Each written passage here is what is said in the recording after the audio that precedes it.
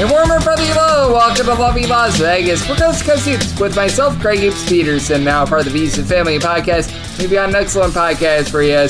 We're going to have on in segment number 2, our main scheduling guru, Rocco Miller. He does such a great job over at Bracketeer.org. We're going to be joined by him and just talk about how the approach for some of these teams is a little bit different. The characteristics of these teams that they really go out there, they challenge themselves. We get a lot of great non-conference games from them, and other teams that decide that they're going to need to play a few more cupcakes. So we're going to be diving in on that front. Just the benefits that some of these teams get from playing a difficult non-conference. And we're also going to be talking about the fact that Texas, they are going to be picking up Arthur Kaluma. So we're going to be touching upon a few different things with Rocco in segment number 1 here in the first segment. Going to give you guys a little bit of a recap of the news and notes that we saw in college basketball for the last 24 hours. It is starting to dry up a little bit, but we did see some nice updates. So we're going to get those to you guys, as well as it's starting to be conference preview season. I'm going to be having my CAA conference preview up for you guys tomorrow, so be on the lookout there. And if you do have a question, comment, segment idea, what have you for this podcast, you do have one of two ways to be able to fire those in. First one is my Twitter/X timeline at @GN_D1. Keep in mind, letters EM. Maybe does not matter, so as per usual, please do send these into the timeline. The other way is find an Apple Podcast review. If you rate this podcast 5 stars, it is very much appreciated. From there, you're able to fire in whatever you'd like to hear on this podcast via that 5-star review. And I truly do use a lot of those Twitter/X questions that you guys fire in to be able to give you guys a good, solid segment number 1 and just to know what you guys want to hear on this podcast. So please do send those in. And typically we don't see big time recruits being out there on the market this late, but Fresno State, they bring in a guy that was rated by 247 Sports as a top 125 prospect. As I'm going to try to say this one correctly because they gave me a little bit of a difficult one here, but Makan Diaf. He is going to be heading on over to Fresno State. 6'11" big man. Not necessarily going to be the most versatile player in the world or anything like that, but look at his game and very, very impressive. He was a top 8 player out there in Arizona. I mean, the teams that were going after him, the likes of Cal, Arizona State, LSU, this is a very good get for a Fresno State team that had to overhaul things in the offseason. They're going with a new coaching regime. There was a lot of movement in the transfer portal for them. Now they've got someone to be able to replace Eduardo Andre 3000, who was very good down low for the team 8 seasons ago. Still have very much question marks with them, but I did like that they were able to pick up David Douglas late. He was over from UW Green Bay, and it is very clear that this team is going to be looking to go big. Morsek, the 7'1" big man from Hawaii, who I think was very much under the radar in terms of the transfer process, he is coming in. You also retain Pierre Gasteni Jr., hopefully you said that correctly. He's a bit of a 6'11" big man as well, so it does appear as though Fresno State is going to be looking to be able to hit the boards. Elijah Price is someone that's 6'9". He's coming in as a pretty star-studded freshman as well, so it's very clear Fresno State looking to turn over a little bit of a new leaf after they were a bit more of a three-point shooting team. That the defense, it was very much not where it needed to be for them. They're going to be looking to play some rock-solid defense. I'm very, very concerned as to where the offense is going to be coming from, but you know what? I do think that they're taking strides in the right direction under this new coaching regime.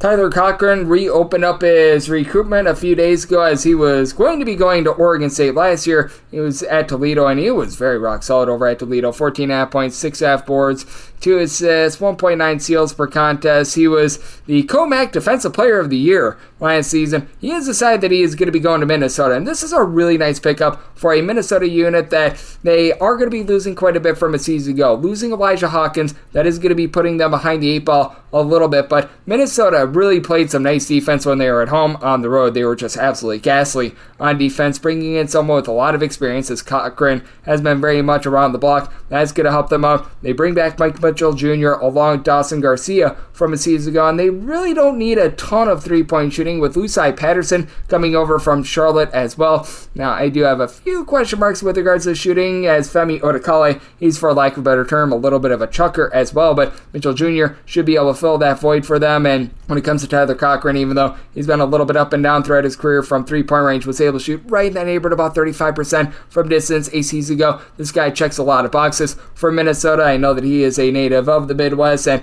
I think that he comes in right away and he helps out a Minnesota team that I think that they're going to be very solid. I know that Rocco is going to be talking about it with us in segment number 2. I think that he said that every single team in the Big Ten he's expecting to be in the top 80 in terms of the net rankings, in terms of KenPom, what have you. So he is very high on the Big Ten. I'm quite high on the Big Ten as well, and with the way that Minnesota has been one of the few teams in this conference that's been willing at the transfer portal, very much do like to see that. And Penn State, they had a transfer in Favor Air. Hopefully I said that correctly. He played in just 12 games a season ago, and I believe that he was over at Miami to begin his career. He has decided that he is going to be going to Bryant, and Bryant is a team that I put at number 2 in my projector finish when I did the America East, and even with this pickup, I'm still going to have them at number 2. I just really have a tough time going against a Vermont team that's won at least a share of the conference title each of the last 7 seasons, but for Air, last season just was unable to get out there on the floor. But if you look at his 247 Sports ranking when he was coming out of high school, this was a guy that was ranked in the top 150, a top 5 prospect in the state of Maryland.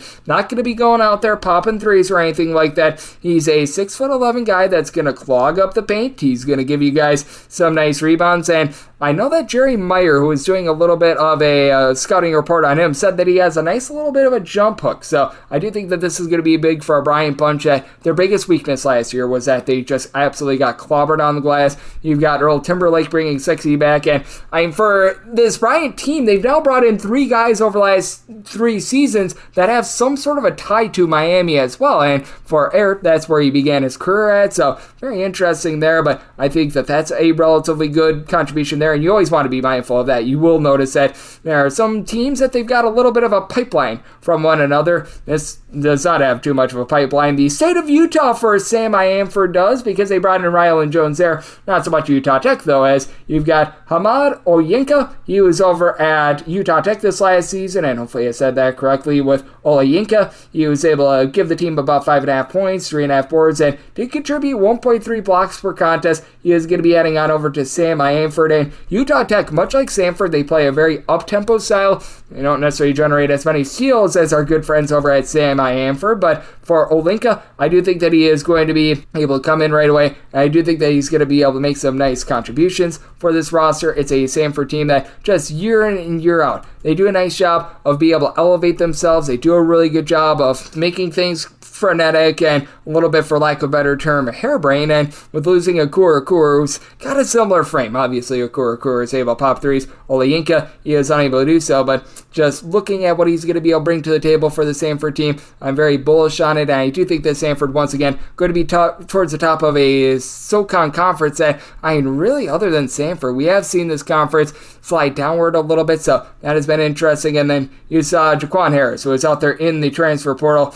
He was over at Seton Hall last season, just flat out could not get out there on the floor, was dealing with injuries, what have you. He's going to be going down to the junior college level. He's going to Frank Phillips College, and the big thing that you want to take away here is that Mr. Jaquan Harris, he was at the Division I level. You can cross him off your list of guys that you need to evaluate, because now he's at the non-Division I level, and you're able to move on from there. And a little bit unfortunate as well, because when he was being recruited out of the 2022 class, 247 Sports had him ranked in the top 215. He was the number 6 recruit out of the state of New Jersey, just was unable to get out there on the floor. And just for reference, Derek Simpson, who's currently at Rutgers, he was ranked number 8 on that list. So, clearly has a little bit of upside, so we'll see if he resurfaces in future years, but we don't need to worry about him this year. But what we do need to worry about is taking a look at some of these team schedules, what are very conducive for good years, what's not so conducive for good years, and what are some of the characteristics that allows these teams to have some freedom with regards to their schedule. How does that free them up and give them experience for the upcoming season? We're going to be talking about that and so much more with Rocco Miller of Bracketeer.org next, right here on Cusco Suits with myself, Greg Peterson, now a part of the Beast and Family Podcast.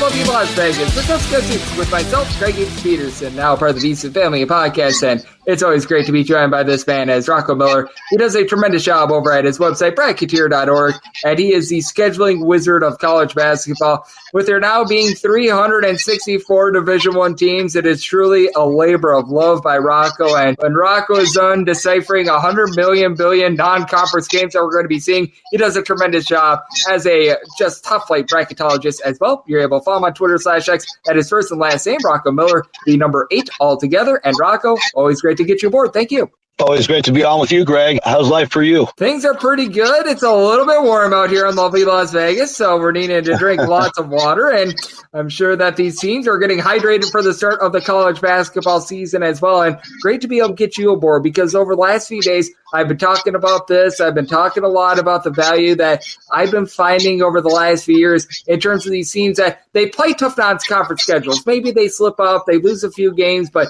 just being able to get that experience, certainly saw that with Alabama making the Final Four last season. I think that has been so paramount, and just want to get your thoughts as to whether or not you've seen the same thing, because I look at some of these teams that they go like undefeated or they lose one game in the non-conference portion, but that schedule is ranked like 320th, and these have been teams I've been very bearish on. Well, the teams that take a few losses but against good competition are ones I feel like really do themselves a great service when it comes to the back half of the season. I'm really glad that you brought that up because in scheduling, in my opinion, and with the way the season progresses, no doubt there's two extremes. So the one extreme is the Nate Oates model of Alabama. Auburn's been good at this. Baylor's been good at this. A lot of high-level programs with the common denominator there is job security. So Bruce Pearl, basically unlimited job security at Auburn. Nate Oates has earned real quick job security at Alabama. Tom Izzo, Michigan State, unbelievable schedule every year. Bill Self, unbelievable schedule every year at Kansas. The common denominator and the reason why those teams schedule harder, a big part of the reason is the fact that they've had success, their athletic department, the basketball program itself, they're in unison. Everybody's working together.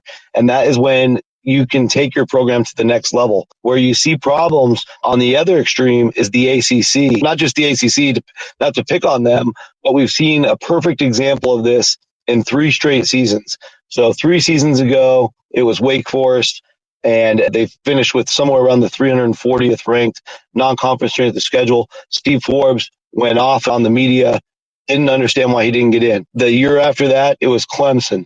2023, finished 341st. This past year, it was Pittsburgh.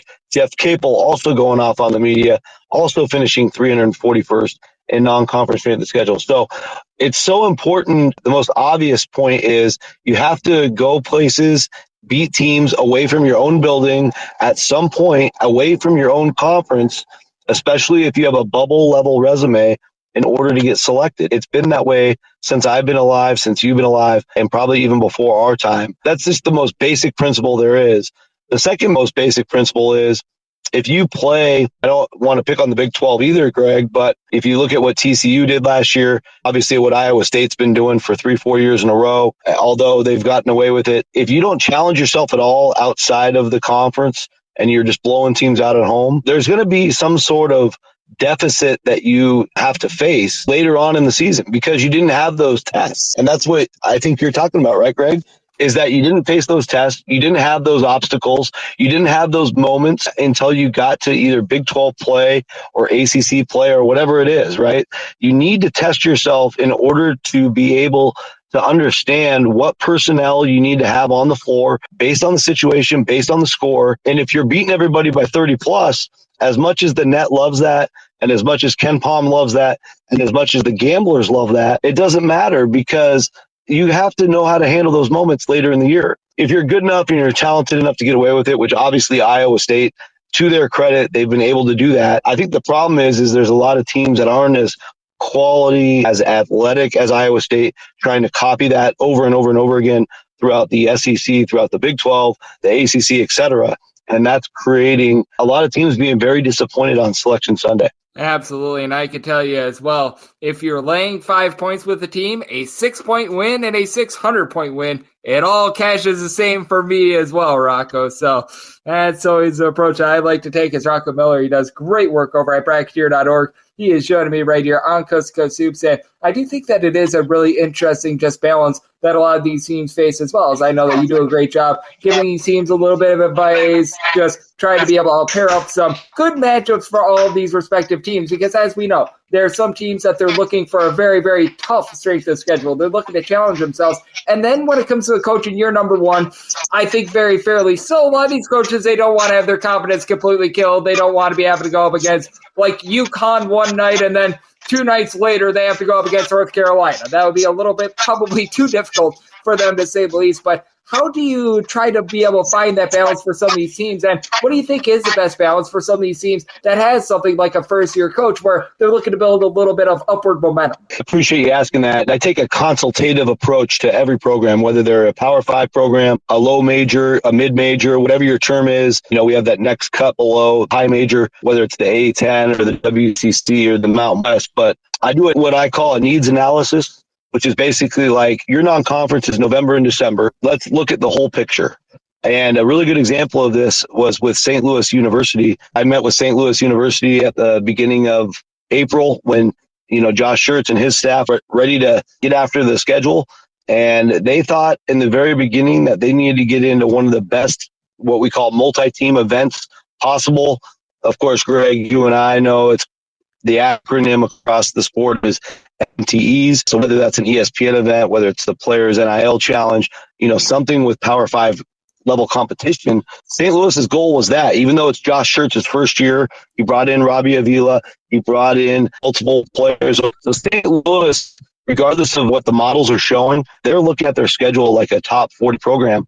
What ended up happening was, out of all the options for them to play in those Thanksgiving time events, they didn't get the that they were looking for. So they end up going and just scheduling something on their own and doing a couple, decently good home games. It just came out earlier on Friday here at the end of the week that they're going to host Quinnipiac and UMass. Those are two teams, both on an upward trajectory, both in the America East Conference and the Metro Atlantic Conference. And so, they played decent teams at home through that process, but then they went and scheduled road games at Grand Canyon in San Francisco, a few other really critical games that they really wanted from the beginning and other parts of their schedule. So essentially what you have to do when you're not in charge of all these scheduling decisions is sometimes you have to just be really nimble and figure out different ways to reverse engineer your schedule. And I thought St. Louis did a beautiful job of that, because now that their schedule is basically done, you'll probably see it come out within the next week. And that's a great example, because a lot of teams end up in this place when they're not a high major or a Power 5, is they're going to get what they want in the end. They just have to do it a little bit differently. And that's exactly how I help these teams is, let's look at the full picture, because I can't tell you who you should play on December 1st if I don't know who you're going to play all of November and the rest of December. It's really helpful for me to spend a lot of time with these teams, understand exactly how they're attacking it from all angles, and then we'll fill in the gaps together. And that's where I can play matchmaker. Honestly, Greg, to answer your question, that's where I've been really valuable for these programs, is that, not everybody else is looking at it from a full 32 league perspective, but I always look at all 32 leagues. And so whether they need, a low level game or a high level game, we'll figure out where that fits in the puzzle. Yep, I'm sure that there's like a big giant spreadsheet or a matrix or something like that where you take a look at all these teams. There's a lot of crevices to be able to fill in, and I'm sure that it's a labor of love, and you do such a great job of helping out these teams. And it's so good to be able to get a little bit of just background information on that as well, because as we know, everyone wants a schedule that either really tough or really easy schedule, but sometimes the dates, they don't necessarily match up as well. There's that thing called travel that is associated with that as well, and trying to be able to sort all that out and get all these non-conference schedules, truly a labor of love. As Rocco Miller, he does great work over at bracketeer.org. He's joining me right here on Coast to Coast Hoops. And what else is a labor of love is trying to be able to get all these rosters straight as well. As we've got a lot of teams that they've got guys that are going to be eligible for a fifth year. We're starting to see more and more announcements of those as well. And some of the teams that it was a little bit unknown as to what they were getting, now we know what they're getting. But we also saw this a little bit earlier in the week, the fact that Arthur Kaluma, he is going to be heading on over to Texas. And I do want to get your thoughts on just what we've seen out of the transfer portal thus far in the offseason, because over the last few years, we've had like one or two big ticket items left on the board. But now you're at June 28th. I felt like Arthur Kaluma was the last of those real big guys that was out there in the transfer portal, and we could certainly see someone be able to reopen up their recruitment, someone to reclassify, what have you. But it does feel like these teams are getting their rosters much more straight this time of year, and they've got everything all ready to go. And I think that this is big for them in terms of just building chemistry for the upcoming season. Yeah, right. Absolutely. And I think it's harder when you get later in the portal, but my familiarity with a lot of different levels of programs is they've started workouts here in the last couple of weeks, starting in the early part of June all the way through current date, which is end of June. But everybody's got a certain window to get all their workouts in. So as long as you can get the player in by the time you're fully done with that part of the process, and then, of course, you get 6 weeks of practice before the season starts. So it's not the end of the world if you plug a guy in then. Obviously, you got to install some things. But if it's an Arthur Kaluma level player, which, not many of them exist, which is, I think he was the last of the top 150 according to a source. Obviously, there might be a little bit of a disadvantage, but I don't think it's so significant that it has to be a concern for the prognosis of the end result of the season. And I think in Texas's case, what they were able to do is just add another layer of depth. Kaluma has been so valuable throughout his career at multiple stops, Kansas State and also Creighton, of course. He's going to plug probably right into the starting lineup. They've got Tremont Mark from Houston. Jordan Pope came over, just an awesome player from Oregon State. Trey Johnson, who's a 5-star kid, potentially going to be a starter. They got the great news from Caden Shedrick. Julian Larry and Jason Kent were just unbelievable players at Indiana State. This is an incredibly deep team. I'm not even listing some more players I'm very impressed by. It's going to be up to Rodney Terry on what do you do with this big collection of talent? How do you mix and match? I think Kaluma at 6'7", Jason Kent at 6'8", and I think Shedrick, of course, at 6'11". They're going to have really important roles in the front court. I think the back court's the deeper part of the equation. So I think that's why they went all in on Kaluma. Lots of schools wanted him. And it's not just him. Like I know Hawaii just picked up a really big-time piece out of Xavier, one of their starters. It's happening at all levels still, so you got to keep your eye on it. And anybody that still has open scholarship spots, they're somewhat dangerous because you really don't know what you're signing up for if you decide to schedule them. Yep, no question about it. And I do think that is a big part of it, as we've got a lot of teams that are looking to be able to fill that final roster spot or two, but there's just not a lot out there. And for Texas, being able to land Arthur Kaluma with one of their last ones, I thought that was absolutely massive for them, as Rocco Miller does great work over at bracketeer.org. He is joining me right here on Coast to Coast Hoops. And you touched upon something nice with Texas as well, and I think that this is very big as well. You mentioned the fact that you've got Jason Kent, Julian Larry coming over from Indiana State. They're coming over after they played with one another the previous year. How about you take a look at that in terms of these teams in the offseason as well? Because I've just noticed this, especially when you're able to get the coach, because you were talking about St. Louis a little bit earlier as well, Josh Schertz, being able to bring with him Arabi Avila. I think that that's absolutely massive for them. I think that chemistry factor, being able to have guys that perhaps transfer with one another, like I still remember Southern Miss bringing in multiple guys from Mercer a few years ago with Felipe Haas and company. That was very big for them, and they rose up the Sun Belt standings right away. And that's something that I think is a big factor that not a lot of people look at, and I think that is massive for these teams to be able to have success. Yeah, so like in St. Louis's case, Isaiah Swope's the guy who came with Robbie Avila, and I think anytime you have at least two guys coming over with the head coach, you got the player side and the coaching side. And for the other players that are all new to the system, if you have player personnel that understands the system trying to be implemented, offensive and defensive, and they can translate what the coach is really trying to get through to them, it will speed up the learning process. It's a huge advantage. Sometimes when you only have one guy with the coach, maybe he would have to be a tremendous leader in order to move that needle. Sometimes it works and sometimes it doesn't. But I think with two really key guys, St. Louis clearly has that with Swope and Avila. And of course, I think that even if the two Indiana State guys that went to Texas with Kent and Harry, I think that helps. Being able to translate, hey, this is what coach is really trying to get out of you right now.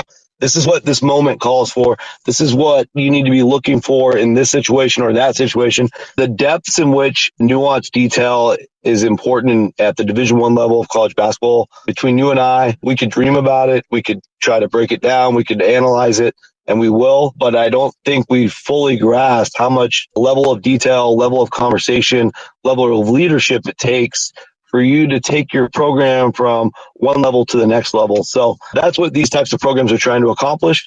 And that's why I think some of the examples you provided, leading into the question, are why they were able to take the jump from point A to point B. And another good example is Black Golden will go to Michigan, right? So Dusty May, just a tremendous coach, somebody I've been really close to the last couple of years. And I've really been tight with the Florida Atlantic program. I think having Black Golden there is better than not having anybody, obviously. And his role will be to translate a lot of these principles in an extremely competitive Big Ten. The Big Ten next year is going to have 18 schools, all of them are probably going to finish in the top 80. You don't have an off night in that league. Having that kind of glue is really a paramount factor for success. Yep, I do think that is so massive. And with 364 Division I teams, everyone has a little bit of their different rhythm. They've all got their different quirks with them. And I always look at those teams, being able to have multiple guys that played with one another. I think that that's massive. And what else is massive is getting on great guests on this podcast. And Rocco, you always fit the bill. You do a tremendous job over at Bracketeer.org. I know you, much like myself, are very much looking forward to the upcoming season, and you follow this all 12 months out of the year. So let the good people at home know it's all on tap for you and how people can follow along on social media and other platforms. I appreciate that, Greg. It's always good to be on with you. You do a tremendous job. You're a relentless daily podcaster. I can't even fathom all the work you do. So thank you for having me all the time. I'm over at Rocco Miller 8 on X/Twitter. My website, of course, as Greg mentioned, is Bracketeer.org. We're slowly releasing schedule pages this weekend. Probably by the time you hear this, the SEC schedule page will be available for viewing. Every time we release a new conference on the site, there's a bunch of Easter eggs. So if you're a scheduled junkie or just really curious all the time who your favorite team might be playing, my website, Bracketeer.org, is always going to be a really good vehicle for you to get that information first. But beyond that, working on a lot of different things. There's still a lot of schedule news on the way for the next probably 60 to 90 days. It's incredible how long it takes now, but it's the world of the portal, and people don't want to commit to anything until they understand what they're signing up for. So you certainly can't blame them for that. I'll be mainly on those two platforms, and then later, of course, in the season, I'll be doing more work with Field of 68, probably a couple other announcements as we get closer to November. So thanks again. We always love to see it. Rocco does such a great job taking a look at this wonderful game of college basketball, whether that be scheduling, whether that be his bracketology in season. It does a great job looking at all 364 D1 teams that we've got for this upcoming season. So big thanks to Rocco for joining me on Cusco Seems, now part of the VC Family Podcast. And if you do have a question, comment, segment idea, what have you for this podcast, you do have one of two ways we offer those in. First one is my Twitter/X timeline at @Unit_D1. Keep in mind, letters EM, naming does not matter. So as per usual, please do send these into the timeline. The other way is via an Apple Podcast review. If you rate this podcast 5 stars, it is very much appreciated. From there, you're able to fire in whatever you'd like to hear on this podcast via that 5-star review. And I'm with you guys every single day on this podcast, regular season and off season. Be on the lookout. Conference preview going to be coming your way. So we're going to have that on tap most likely tomorrow. We're going to be looking at the CAA. We've got Conference USA coming up in the next few days, most likely within the next week or so. The Rising League, as we have got more and more of these rosters figured out, more and more of these transfers. They have decided where they're going. So they are very much turning it forward to look forward to the upcoming season. And I'm with you guys every step of the way, and I'll be back with you once again tomorrow. Thank you.